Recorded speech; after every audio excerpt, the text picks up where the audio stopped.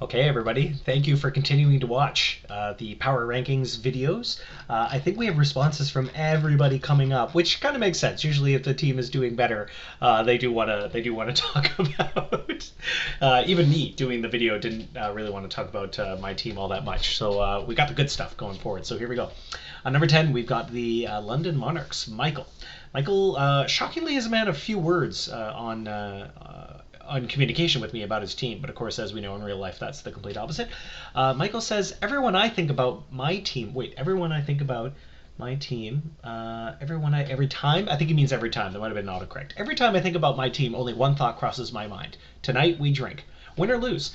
Well, that's great to hear. I can't check the stats because I am afraid that my computer will stop recording the video for some reason, but I do know that the Monarchs are on an absolute tear. They're definitely up from last rankings. I think they were 13th or 14th, and now they're 10th. And they could have been even slightly higher, but they're definitely on a tear. So good job, Michael. Number 9, we have the Philadelphia Fire Ants, and they are also heating up. Norm says, I think the Fire Ants mostly overperformed until recently, but now the constant barrage of injuries has finally brought us down to earth. Given that we lost a third of our starting defensemen and 100% of our starting goalies to lengthy injuries, we hung in there pretty well. I agree, that's impressive. Mostly due to the unexpected competence of, I think it's Casimir Kaskisui? Oh boy, whoever the name police are, please forgive me. I don't know how to pronounce the names, but I think that's it. Casimir Kaskisu, and some solid team play. I have no idea who that is, but if they're playing well, good job, Norm. However, we are 2-7-1 in our last 10 as of this writing, and with Stamkos suffering from the acute "oh my god, my hand fell off" itis, we'll be relying primarily on Yaroslav Halak, thank you, to save the day. I should mention that I should mention this actually at the beginning of the rankings, but when I asked for these reports from a lot of you, some of them were about a month ago. I knew I had to basically give you guys a lot of time in order to get as many responses as I want. The downside is they're not accurate up to the day. So since Norm wrote this, Fire Ants have been off to a really, really good run. So keep that in mind. If he sounds dire about being ninth, that's probably why. Norm continues, that said, I went into this season committed to a soft rebuild and I'm sticking to it. So everyone can stop offering me their mediocre defensemen now. Thanks. I think that thanks is sarcastic. We are riding this roster all the way to the end, be that oblivion or, more likely given that we are in the World Conference, a mid to low playoff spot. Norm, I hope that isn't a jab at the superior conference in the SICHL, but who am I? I don't edit the GM's responses for a very good reason. Great job on the turnaround, Norm, and hopefully the injury bug goes away and Stamkos stays healthy for the rest of the year. Number 8, we have the Calgary Mustangs, and Matt had this to say. In that case, the stage is set, the stars are aligned, the Mustangs are fully healthy and ready to show the league what they're made of. When has getting healthy, trading for the missing links, and expecting a long playoff push ever not worked out for a GM? I agree, that's never happened. Have I mentioned I was bored last night? Good one, Matt. Good to hear back from you. I'm sorry for bugging you so much on Twitter. I must have asked, I think, Matt and Jeff 4 or 5 times because I'm like, I gotta have Matt and Jeff's write-ups in there. Mustangs are doing great. They're not quite in the top tier of the World Conference, but they're getting there. They're close, and there've definitely been instances where they've been beating some good teams. So good for the Mustangs at number 8. Number 7, unsurprisingly, Guy had a terrific write-up. Very analytical, professionally written. It's like he kind of does this thing for a living or something. And if you're not listening to the Pipeline Show podcast, do so. I highly recommend it. I really enjoyed his World Juniors preview on various teams. I thought that was great. Thanks, Skey. Number 7, am I happy? I'm happy with the play of Tristan Jarry. That's my number 1 concern coming into the season, but so far he's been a top 5, even top 3 goalie in the entire league, so I'm happy. If that could happen in the other league, that would be great. I've opted to go with 3 balanced lines, and for the most part, it's worked out well. I moved Giroux back to the middle on the 1B line and bumped Couturier down to the 1C line. Everyone gets their minutes, so I think morale has been okay. It means I won't have guys in the race for the league scoring, but it's offense by committee, and it seems to be working so far. That's true. I agree. The Grizzly Bears are right up there, almost up there with the Rockies and Express and the Schooners. They're right there with them. R.I. sad. Holtby has been used sparingly, and when he goes in, well, his goals against average and save percentage are awful, so he doesn't play much. I might need to acquire a better backup in case of emergencies. GMs, take note. I wanted to give some SICHL exposure to some of my younger players, but the 3-line format means the 4th line doesn't play much. So guys like Yost, Heinen, Colton, Obe, Kubel, they don't produce much in such limited roles. Until recently, injuries haven't been much of a factor for me, but they are starting to pile up now. Overall, I'm okay with where my team is at. I was very puzzled by how inept my power play was. It's true, I think it was behind mine at one point. All the way to the second worst in the league, below 5% at one point. Jeez. But it's now just outside the top 10, and my penalty kill has been pretty good for most of the year too. I don't feel like I'm a contender this year, but I'll be in the playoffs and hopefully can win at least a round. Well, that's I think pretty solid write up and analysis from Guy. And of course, I would never want to face them in the playoffs, especially in the finals. Well, I'd be happy to make the finals, but not happy to lose to him, which I have already done. I don't recommend it. Number 6, we have Banff. Now, everyone, I hope you're sitting down and comfortable because Ian has the distinction of being the most eager and therefore had the longest write-up. So, Ian, thank you for that. Here we go. Buckle up. Now, the Rockies are 6th, and they were first.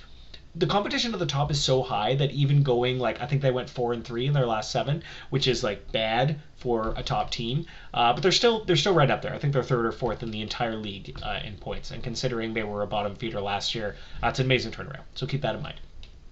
Ian says, first of all, thanks so much for doing this and everything you do with the power rankings. You're welcome, Ian. Thank you for reading.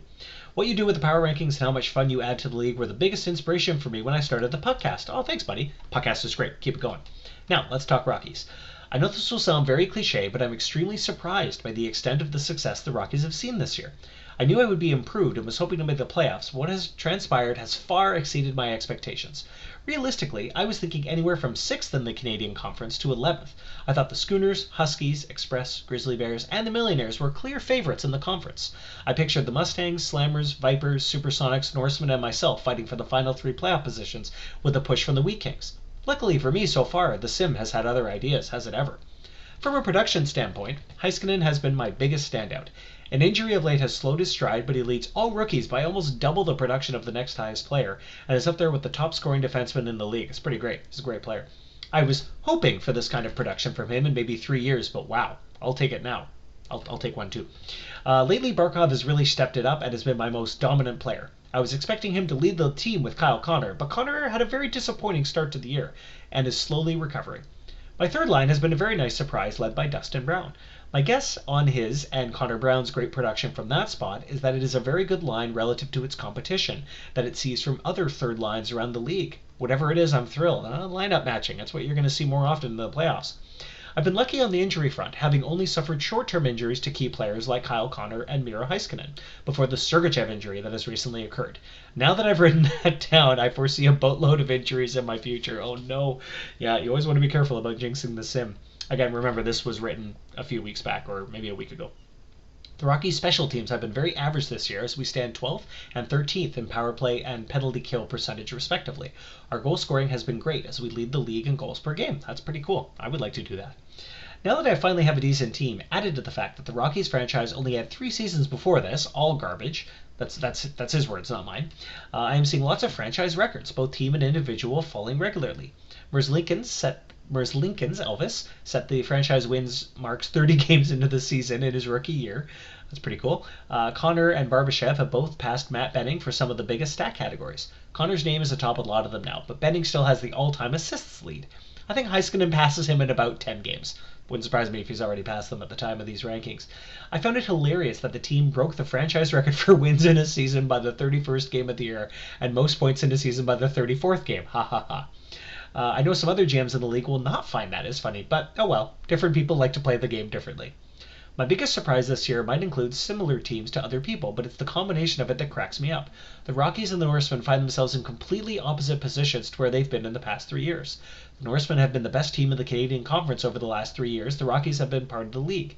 Meanwhile, the Rockies were clearly the worst team in the same conference over the same period. For one of the teams to do a full reversal in 1 year is wild, but for both teams to basically swap is astounding. This brings me to my not-so-bold prediction for the SACHL this season. The Norsemen will win the race for the best lottery odds by a country mile. Now, Ian, what did I ever do to you?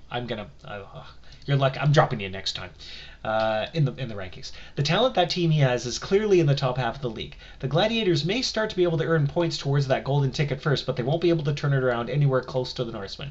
I don't like this write-up anymore. What I'm excited to see this year is the trade deadline. The new draft lottery odds rule is going to create a huge seller's market this year, in my opinion. It will be very interesting to see what teams are going to do, both building for a long playoff run and building for a shot at the top of the draft. Great job to Mike to get this rule brought forward this year. I'll wait and see before I pass along great job. I expect that was Henry's line, not Ian's. Back to Ian. I expect all the Rockies' successes to come crashing back to earth either way by choking or missing the playoffs completely or getting swept in the first round. But in the meantime, I'm happy to bask in the glory. Whew, what a write-up. Ian, thank you very much for your detailed analysis. Way to go. Let's move on. Top 5 now. Top 5. Ooh, these are red-hot teams. Havana, after an early season slumber, have rocketed up the rankings, and Jeff said this. The 2020-2021 Revolution are trying a new approach, one of cohesiveness. It didn't seem to work early on in the season, but as we have seen in recent weeks, the team has finally learned to play as a unit. You will notice there are no revolutionaries leading the pack in any statistical category. This is partially by design. Players have learned to put team success above their own stat lines. New coach Wendell Clark has promised a new, fresh approach, and we are seeing the results of that. However, making the playoffs has never been a challenge for this Revolution team. The real challenge lies ahead when the playoffs start. Yep, Jeff's been knocking at the door for a while. The success of this team will be its ability to gel and play as a unit. When that's happened, victories have followed, even through the current injuries, and that's the key. We can't fall apart, when one man goes down, or when 4 go down. Ha ha ha. Yes, normally I would be sad that Jeff is doing well, but now I am happy because it's no fun making fun of him unless he's good. Does that make sense? Number 4, the Fredericton Express, and now we're getting into the really good teams. Mark, and I should mention, the Express went 4-2 and somehow dropped 2 spots in the rankings. That's just how tight it is at the top. If you're a top 5 team, you really shouldn't worry too much about drops of that nature. When you're up that top, anything is an inch. And really, I wanted to give Sylvain some appreciation for his recent win streak. So, Mark, you can say morale wise, I would swap you with 3 any day of the week, depending on the week. Mark says the Express have underperformed. I'm tempted to stop reading this right now. The Express have underperformed compared to my expectations so far this year, but yet are still doing fairly well and lately trending upward in my view. He did write this a little while ago. Vasilevsky started off the first month looking a little lost, but lately seems to have dialed it in. Captain Krejci hasn't been showing up on the score sheet nearly enough, but his line mates are still producing, so his leadership and ability to make space is appreciated there.